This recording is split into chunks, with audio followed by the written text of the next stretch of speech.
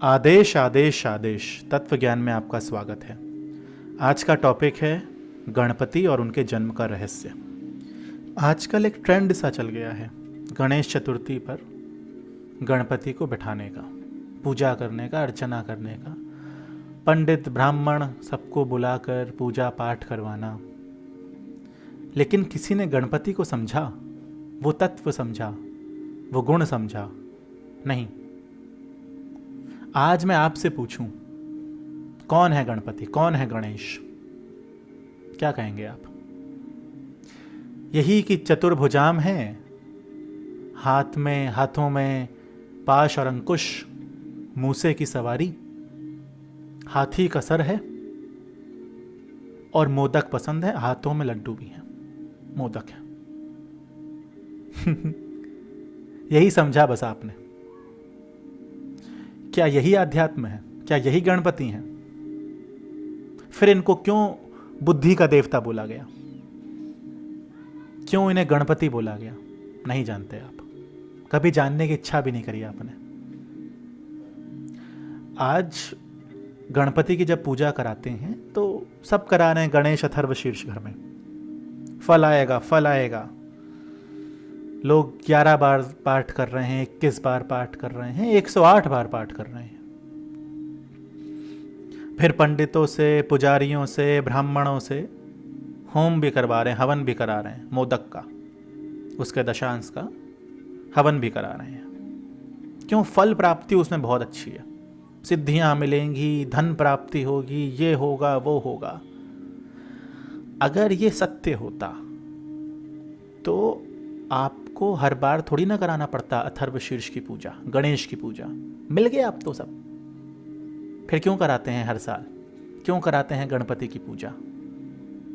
नहीं जानते आप। स्तोत्र में तो लिखा है ये फल मिलेगा, वो फल मिलेगा, ये सिद्धियां आएंगी, ये रिद्धियां आएंगी, ये निधि आएगी। आपको तो नहीं मिली, आपके जानने वालों को भी नहीं मिली। तो क्या स्तोत्र गलत है? नहीं, स्तोत्र सही है, जो लिखा है वो होता है।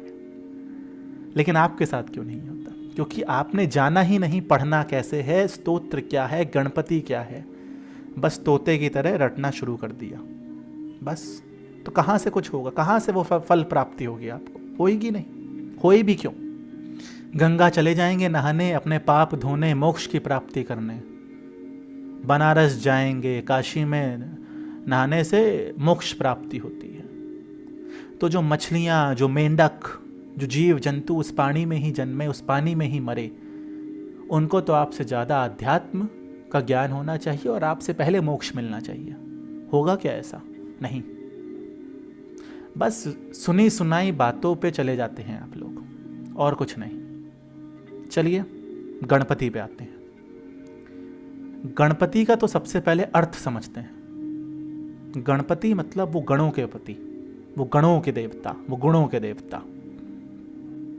अब सबसे पहले गण समझते हैं। गण क्या होते हैं? गण कुछ नहीं, एक समझिए निश्चित ऊर्जाएं जब एक गुण के साथ चलती हैं तो उसे गण कहते हैं। तो जो गणों के समूह के देवता हैं, जो गणों के समूह के देवता हैं, जो गणों के देवता हैं, वो हैं गणपति।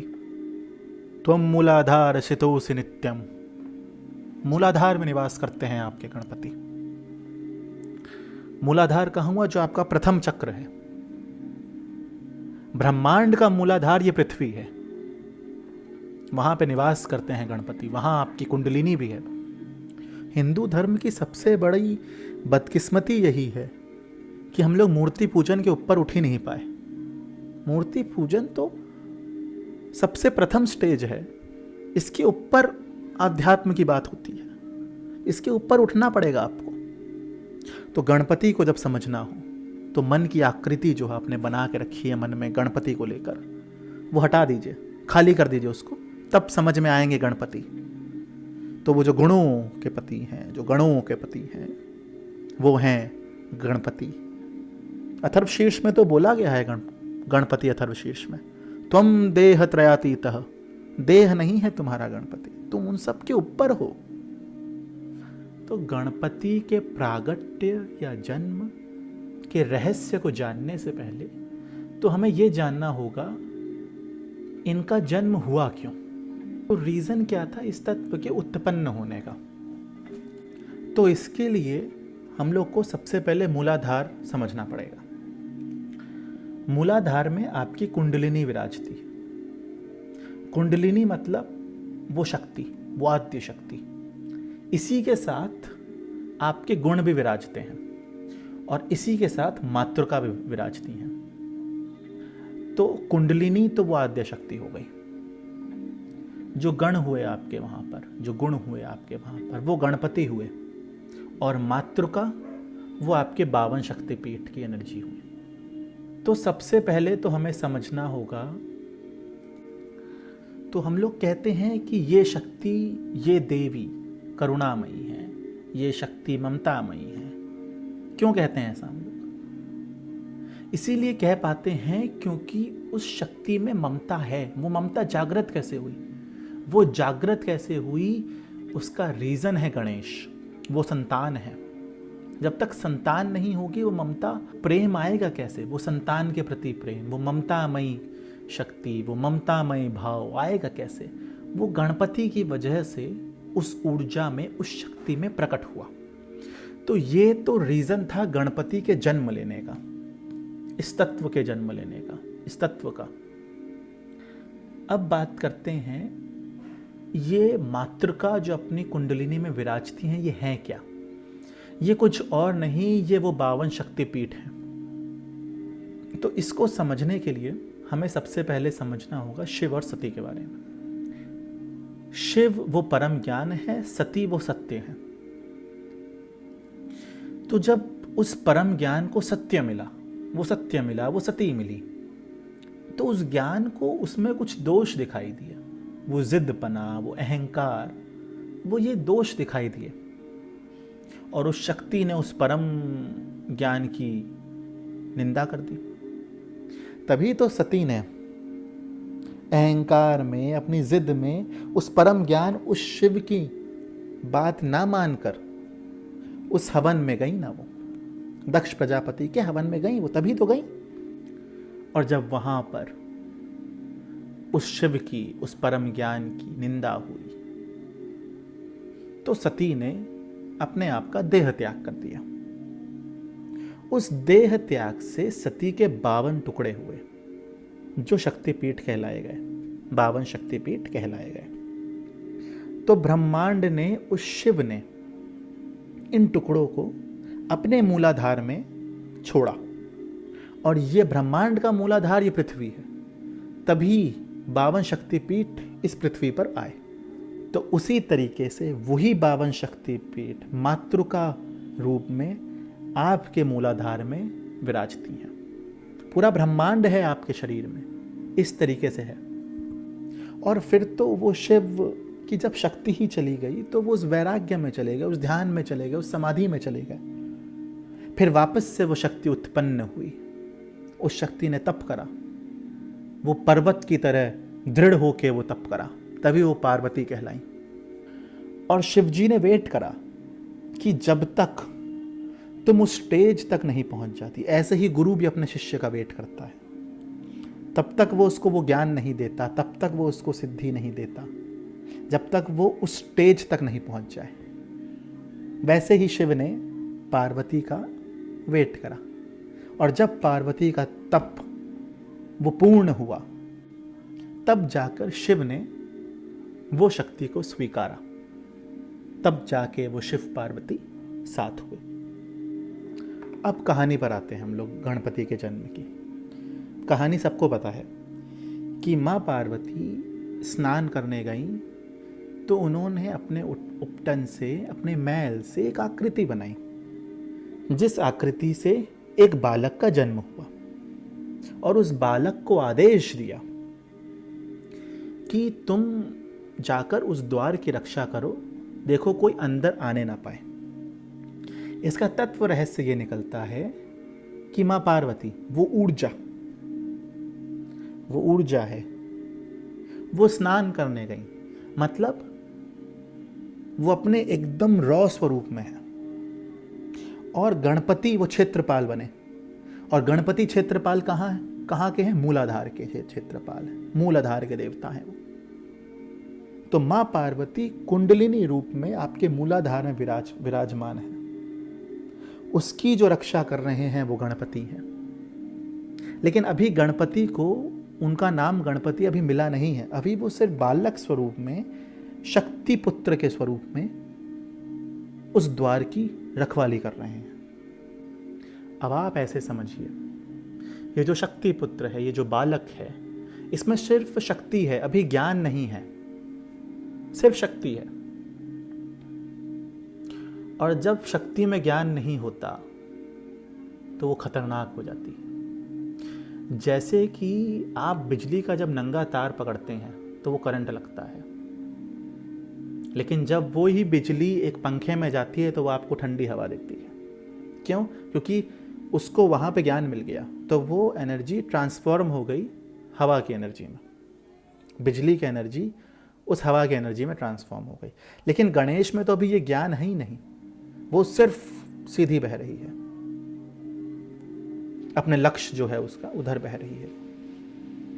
तो जब ये बात शिव को पता चली, शिव को लगा ये तो पूरा देव मंडल खत्म कर देगी, ये एनर्जी एकदम अपने प्योरेस्ट फॉर्म की एनर्जी है, ये तो खत्म कर देगा पूरा देव मंडल। तो शिवजी ने त्रिशूल फेंका, त्रिशूल से उसके सर पे वार करा। अब आपके मन में विचार आना चाहिए, त्रिशूल ही क्यों फेंका, कुछ और क्यों नहीं फेंका? क्योंकि त्रिशूल वो त्रिगुण है, यहां से त्रिगुणों की उत्पत्ति होती है, यहां से 3 गुण प्रकट होते हैं, सत्व रजस तमस। और मस्तक पे ही क्यों वार करा? क्योंकि वो ज्ञान देना है, वो ज्ञान देना है। ज्ञान कहाँ होता है? आपके मस्तिष्क में होता है, इसलिए मस्तक पे वार करा, त्रिशूल से वार करा। ये सारे सवाल आपके मन में आने चाहिए। अगर आपको अध्यात्म में जानना है तो आपके मन में ये सवाल आना बहुत ज़रूरी है। फिर बात आती है कि गणपति के सर पे हमने हाथी का ही सर क्यों लगाया। अब आप एक बात ऐसे समझिए, 5-10 साल के बालक के ऊपर एक हाथी का सर लग सकता है क्या? नहीं। लेकिन आपके मन में ये विचार नहीं आते क्योंकि आप आध्यात्म में अभी तक आए नहीं। जब आएंगे, जब पहला कदम रखेंगे, तब आपके मन में ये सवाल उत्पन्न होंगे, हाथी का ही क्यों? क्योंकि हाथी उस ज्ञान का सिंबल है, उस ज्ञान का सिंबल है, उस स्थिरता का भी सिंबल है। जीवों में जो सबसे ज्ञानी है वो हाथी है। एक रीज़न और आता है, हाथी का ही सर क्यों लगाया? जो गणेश हैं वो नाड़ी तंत्र के प्रधान देवता हैं। जो 3 नाड़ियां हैं आपकी, ईड़ा, पिंगला, सुषुम्ना, उनके जो मेन देवता हैं वो गणपति हैं। और हाथी की सूंड होती है लंबी, हाथी की नाक लंबी होती है। तो जब आप नाड़ी तंत्र में जाएंगे तो आपको पता चलेगा उसमें नाभि से सांस लेना, गहरी सांस लेने को बहुत महत्वता दी गई है। अपने आत्मज्ञान चाहिए तो आपको गहरी सांस, नाभि से सांस लेनी चाहिए, नाड़ी तंत्र में आता है ये। तो जो गणपति की जो सूंड है वो नाभि तक जा रही है कि गहरी सांसें लो, सांसों पे ध्यान दो, तो वो नाड़ी तंत्र है और उसके प्रधान देवता गणपति हैं। और गणपति मूषक की ही सवारी क्यों करते हैं? अब आपने समझा कि गणपति अब स्थिरता के भी देव हैं, गुणों के भी देव हैं, बुद्धि के भी देव हैं। मूषक इधर आपका मन है, तो आपको मन को अपने स्थिर करना है, तो गणपति को अपने मन के ऊपर बैठा दीजिए। मूषक भी चंचल होता है आपके मन की तरह, इधर उधर भागता रहता है। इसीलिए गणपति को आप उस मूषक पर विराजमान कराइए, आपका मन स्थिर होगा, तभी तो वो ज्ञान प्रकट होगा, तभी तो वो पराब्रह्म प्रकट होगा आपके अंदर। आजकल तो पता नहीं कितने ऐसे मंदिर बचे, लेकिन पुराने समय में हर मंदिर के आगे, खास करके शिव मंदिर के आगे, एक नंदी होते थे जो बाहर विराजमान होते थे मंदिर के। नंदी हैं वो प्रतीक्षा का सिंबल, वो वेट का सिंबल, कि वेट करो। मतलब तुम अपनी साधना करते जाओ, तुम वेट में रहो कि हाँ, ये जो मुझे गुरु ने साधना दी है, इसी से मेरे अंदर वो परम ज्ञान प्रकट होगा। तुम उस वेटिंग पीरियड पे हो, तुम साधना करते हो, तुम वेट करते हो, अब ज्ञान आएगा, अब ज्ञान आएगा। वो दृढ़ता, वो स्थिरता, वो वेट, उस वो सिंबलाइज करता है नंदी। उसके बाद फिर आप मंदिर में एंट्री करते थे। उसके बाद आपको दिखते थे गणपति। गणपति वो बुद्धि के देवता है, वो स्थिरता के देवता है। अब आपका मन भी शांत हो गया, इस स्टेज पे आके आपका मन भी शांत हो गया, तो वो बुद्धि प्रकट हो गई आपके अंदर। वो धीरे धीरे बुद्धि प्रकट होना शुरू हो गई आपके अंदर। फिर आपको दिखते थे हनुमान। हनुमान, जैसा मैंने आपको बताया, वो तर्क के देवता हैं, वो पवन पुत्र हैं, वो तर्क के देवता हैं। तो जब बुद्धि और तर्क और आपकी साधना जब साथ में मिलेगी, नंदी आपका समर्पण का भी सिंबल है, पूर्ण समर्पण है। तो जब ये सारी चीजें मिलती हैं, तब आपको जाके वो शिव शक्ति दिखती है। तो आज आपने जाना गणपति रहस्य और गणपति का जन्म कैसे हुआ। ये पार्ट 1 है, इसके आगे और भी पार्ट आएंगे। आगे मैं अथर्व शीर्ष पे इनके चर्चा करूंगा। तो आज के लिए इतना ही। जय माई की। ओम काली। आदेश आदेश आदेश।